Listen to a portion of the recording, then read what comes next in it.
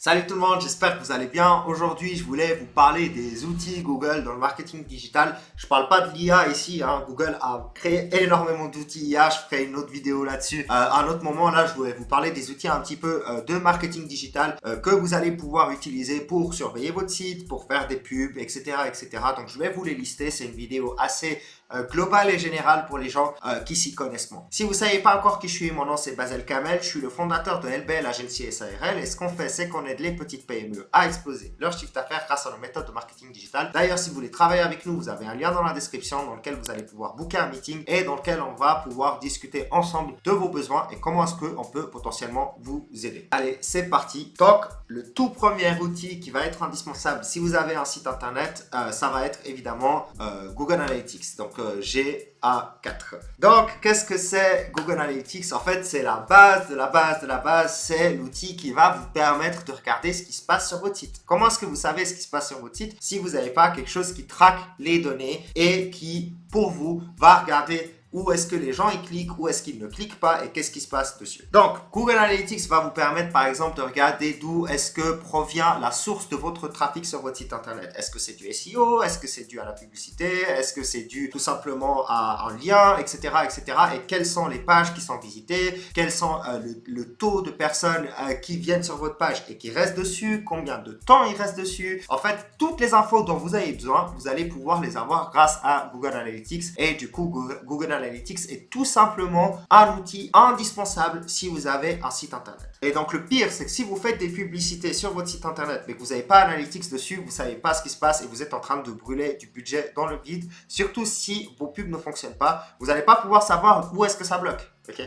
Donc avec Google Analytics, vous allez pouvoir tracer chaque étape, chaque petit détail et savoir où est-ce que les choses bloquent et où est-ce que ça ne bloque pas, où est-ce que vous avez des conversions. Ensuite, le deuxième outil indispensable, ça va être Google Tag Manager, donc GTM. À l'époque, il y a quelques années en arrière, on devait créer le pixel Facebook, le pixel Google, le pixel LinkedIn, enfin LinkedIn, il n'y avait même pas, le pixel TikTok, etc. En fait, chaque plateforme avait besoin de son pixel spécifique.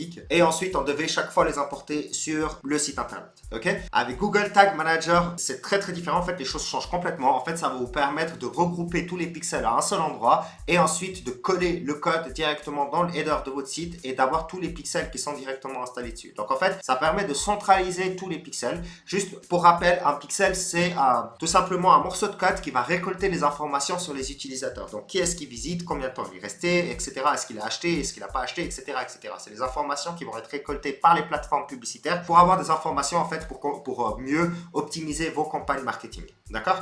Avant, il fallait chaque fois recoller le code à l'intérieur. Aujourd'hui, on a Google Tag Manager qui regroupe le tout et vous collez une seule fois le code à l'intérieur et du coup, Google Tag Manager va regrouper toutes les informations et les distribuer aux différents pixels. Donc voilà, c'est tout simplement pour rendre les choses un peu plus propres, d'avoir quelque chose de centralisé et d'avoir quelque chose qui est carré sur votre site internet sans avoir plein de morceaux de code qui sont collés à gauche à droite. Ensuite, le troisième outil indispensable, surtout si vous avez besoin de leads ou besoin de vente, ça va être Google Ads. Très simple, Google Ads. Alors Google Ads, on a le display, on a le search, on a YouTube, etc. On a plein de choses qui sont faisables, mais Google Ads, si vous avez des ventes à faire, alors attention, ça peut quand même relativement revenir cher si vous avez pas mal de concurrence dans votre région, mais aujourd'hui, c'est vrai que si vous avez un peu de concurrence, Google Ads est indispensable pour passer avant vos concurrents, parce que sinon, tous les gens qui font la recherche de ce que vous êtes en train de faire, ils vont cliquer chez votre concurrent d'abord. Donc Google Ads va être primordial, surtout si vous avez un peu de budget et que vous voulez croître votre entreprise et attirer de nouveaux leads ou de nouvelles ventes, eh bien Google Ads est un indispensable. Donc voilà, comme je l'ai dit, vous avez plein de types de campagnes différentes et du coup, en fait, Google Ads avec Google Analytics et Google Tag Manager, c'est une combinaison extrêmement importante pour justement surveiller ce qui se passe et essayer de faire croître votre chiffre grâce aux pubs. Ensuite, on a Google Business Profile. Ok, qu'est-ce que c'est Google Business Profile? En fait, Google Business Profile, c'est tout simplement comme une carte de visite ok, de votre entreprise sur Google. Je suis sûr et certain, vous avez déjà cherché sur Google des choses et vous êtes tombé sur des Google Business Profile. En fait, ça ressemble à ça. Là, j'ai pris Active Fitness parce que je pensais au sport ce matin, donc voilà. Active Fitness, c'est une chaîne de fitness ici en Suisse. Et du coup, en fait, le Google Business Profile, c'est tout simplement le profil business de la boîte. Et avec l'adresse, le lieu, le numéro de téléphone, etc. Et les recommandations, enfin, les commentaires et les recommandations. C'est une chose qui est indispensable aujourd'hui parce que si vous ne l'avez pas, c'est comme si vous étiez complètement invisible sur Internet. Si en plus votre SEO il n'est pas optimisé, eh bien vous êtes complètement, et là pour le coup, vous êtes complètement aveugle, enfin vous êtes complètement invisible sur Internet. Ok, donc c'est indispensable d'avoir un Google My Business qui est bien optimisé et qui apparaît sur la map quand les gens font la recherche du différent produit ou service que vous avez. Ensuite, on a Google Search Console. Alors là, on rentre dans des domaines où moi personnellement, je suis moins expert parce que j'ai moins fait de SEO et tout ce qui tourne autour du SEO. Mais en fait, Google Search Console, c'est un petit peu le tableau de bord pour votre référencement naturel. Ok, il va regarder un petit peu les mots que les gens recherchent avant de tomber sur votre site internet et il va vous dire, ok, si par exemple tel mot ou tel mot fait en sorte que votre site ressorte en premier, ou en fait les gens qui ont fait la recherche avec tel mot, ils sont tombés sur votre site et ça vous permet de savoir un petit peu qu'est-ce qui ramène du trafic chez vous de façon naturelle. Aussi, ça va vous permettre de voir quelles sont les pages qui performent le mieux et s'il y a des erreurs techniques sur votre site ou pas. Donc, c'est vraiment pas mal intéressant. De nouveau, vous n'avez pas besoin d'utiliser tous ces outils, mais c'est un outil qui est intéressant, surtout si vous vous intéressez au SEO. Ensuite, on a Google Trends et Keyword Planner. Donc, alors Google Trends, c'est un outil que j'ai énormément utilisé, même étant jeune, très jeune.